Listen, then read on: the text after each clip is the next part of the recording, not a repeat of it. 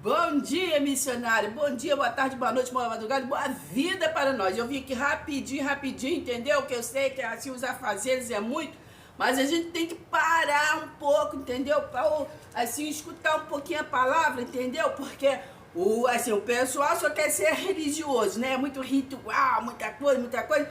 Mas assim, entender a palavra que é bom, entendeu? Tá um pouco difícil, né? Ninguém quer parar para ouvir, entendeu?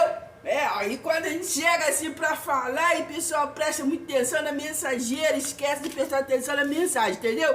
Por isso que a gente tem que passar assim, na surpresa, vamos lá? Então, por esses tempos, vamos estar falando muito sobre sofisma. E sofisma é aquilo que está escrito, é aquilo que é verdade, mas uma verdade que induz ao erro, não é verdade? Porque às vezes é uma verdade que não é para nós, é uma verdade que não é para o nosso tempo. De repente é uma verdade que já foi consumada, né? Já foi concluída. Então, o sofismo é isso. A gente tem que estar ligado, né? Porque muitas das vezes nós somos induzidos, né? Manipulados por coisas que está escrito, né? Mas às vezes não é para nós, não é na nossa cultura, não é no nosso tempo. Então, como eu já disse no outro vídeo, muitas das coisas que nós lemos, né, vivemos, foi para uma coisa que já aconteceu, que foi para os hebreus, para Israel, né? Mas já muitas das vezes trazem para nós como se fosse hoje, futurizam, né? E assim, coisas que já foi consumada, assim eles fazem o quê? Doutrina, não é verdade? Mas vamos estar ligados, hein? Então é muito importante saber sobre o que é sofisma, né? Porque na religiosidade, né, existe muito sofisma. O que é sofisma, irmã? Por quê? Vou dar um exemplo, né? Vou estar repetindo sempre para vocês, até vocês entenderem o que é sofisma.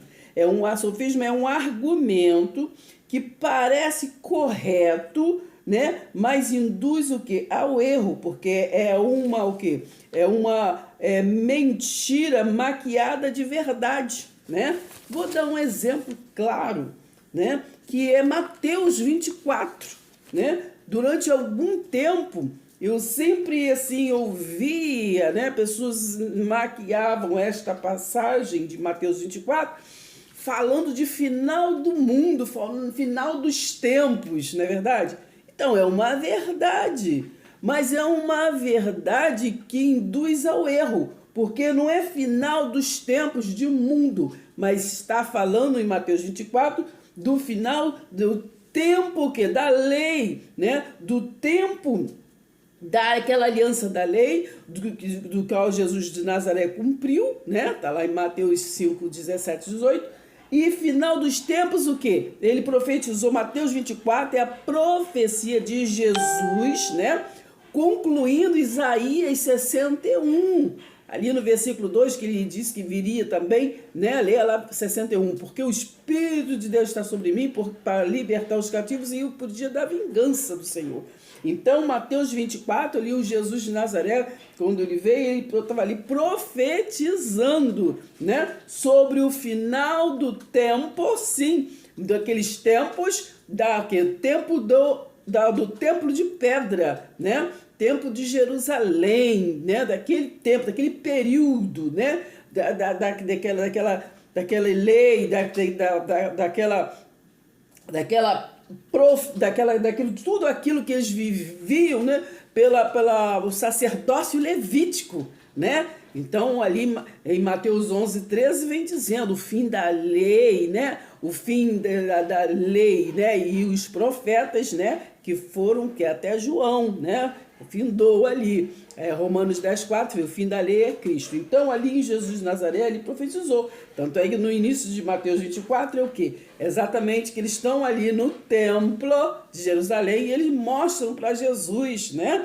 Iam saindo do templo, mostram para Jesus a beleza do templo, as pedras maravilhosas, né? E Jesus fala assim, não vê tudo isso?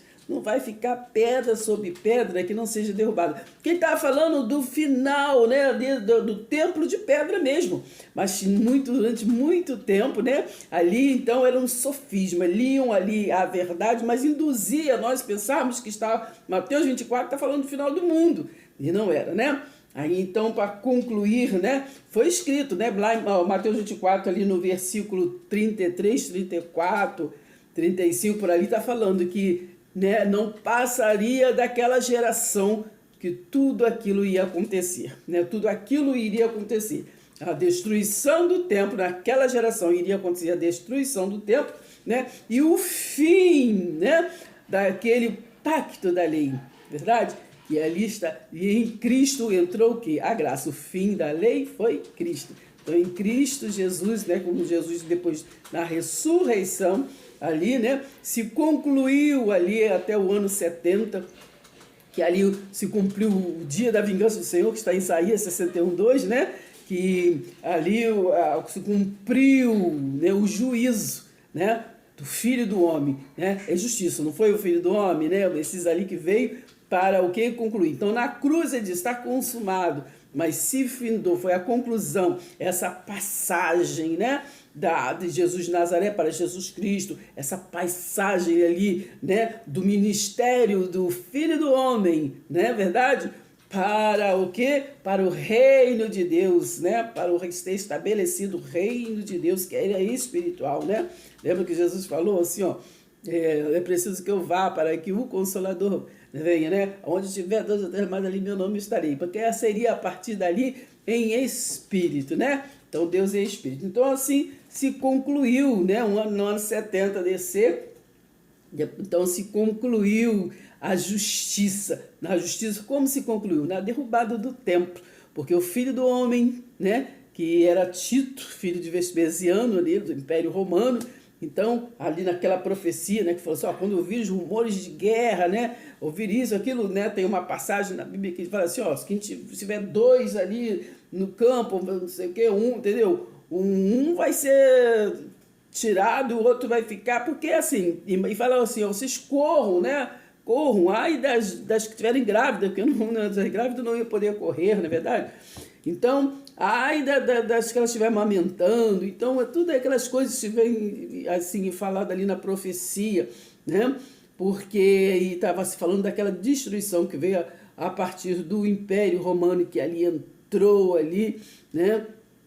Como Deus, né? Porque antes ele estava se manipulando, né? A gente lê sobre isso em 2 Tessalonicenses ali no capítulo 2 ali, né? Que fala assim que o império estava sentado como se fosse Deus, como se fosse o próprio Deus, né?